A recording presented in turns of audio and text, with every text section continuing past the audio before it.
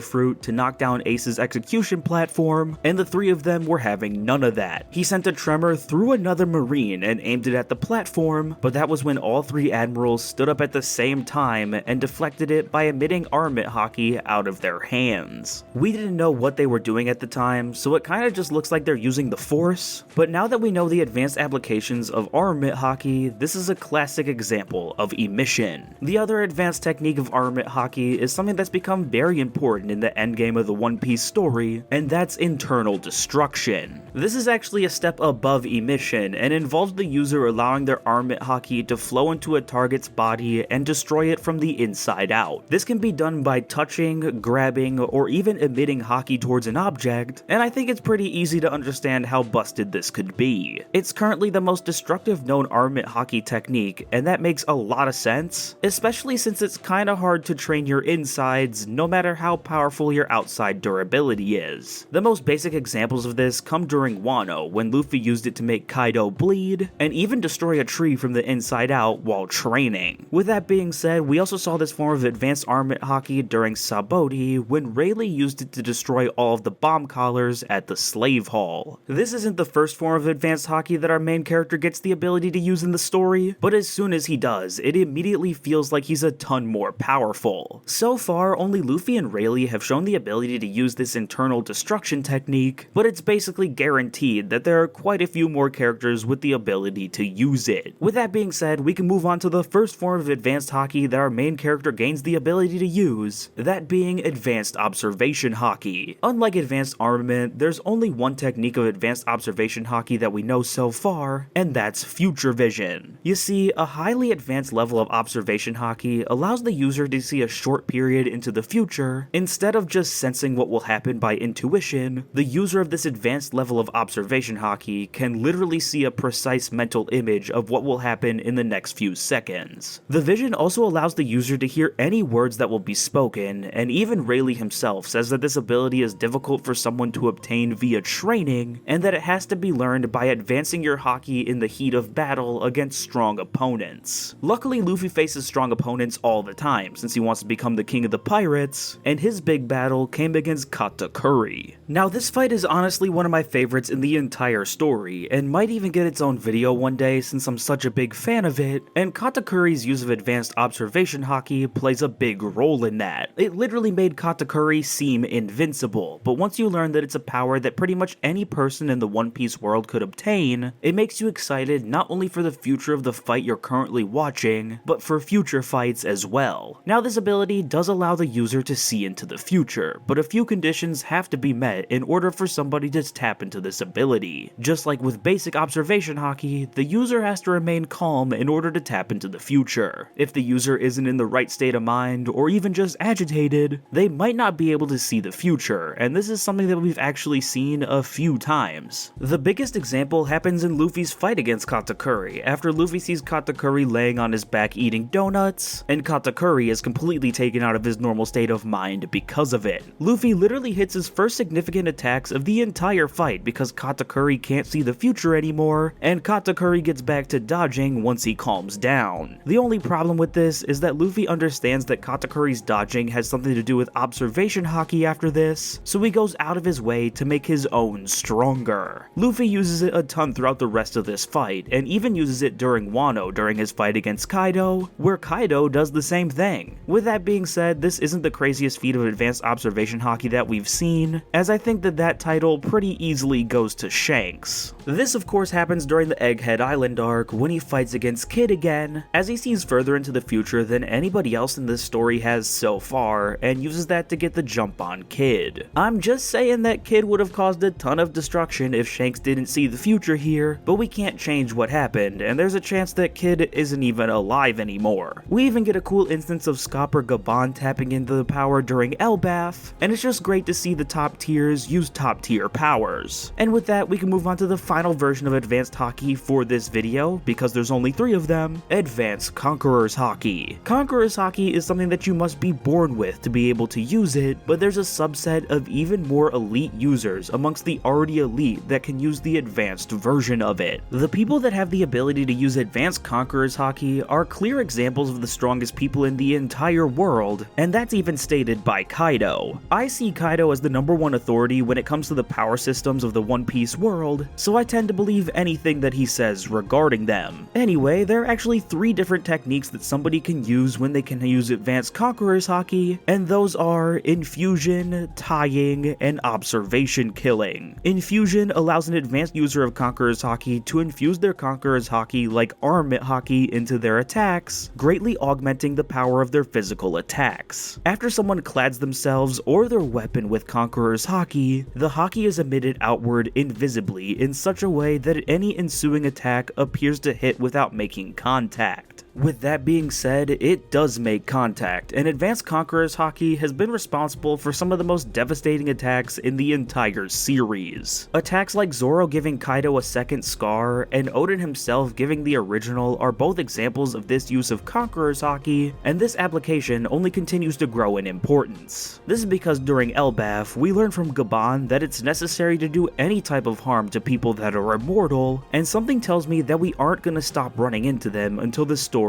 is over. Now, we don't know if they can be fully killed by it if someone's Conqueror's Haki is strong enough, but something tells me that Luffy himself might just have a strong enough will to do so, if such a feat is even possible. Advanced Conqueror's Haki has made this extremely sought out power even more sought out, and makes an already cool power like Conqueror's Haki even cooler. The next advanced application of Conqueror's Haki comes in the form of Tying, and this is something that we've only seen one time, and it was done at the very end of Egghead Island. So, it's possible to tie a concentration of Conqueror's Haki into a knot, storing it for seemingly an indefinite amount of time. When the knot is undone, the Conqueror's Haki is unleashed in a burst much like the standard use of it, incapacitating those with weaker wills. The only person that we've seen do this so far is Joy Boy, and his Conqueror's Haki had to have been pretty damn powerful, as it knocked out almost all of the Marines and sent the members of the Gorosei back where they came from. This is legitimately one of the craziest feats in the entire story in my opinion, especially since we're starting to learn more about the insane power of the high-ranking celestial dragons. Now, it's currently unknown if a special type of rope is needed for this tying ability to be used, but if there is, I believe that we've actually seen it in the story once before.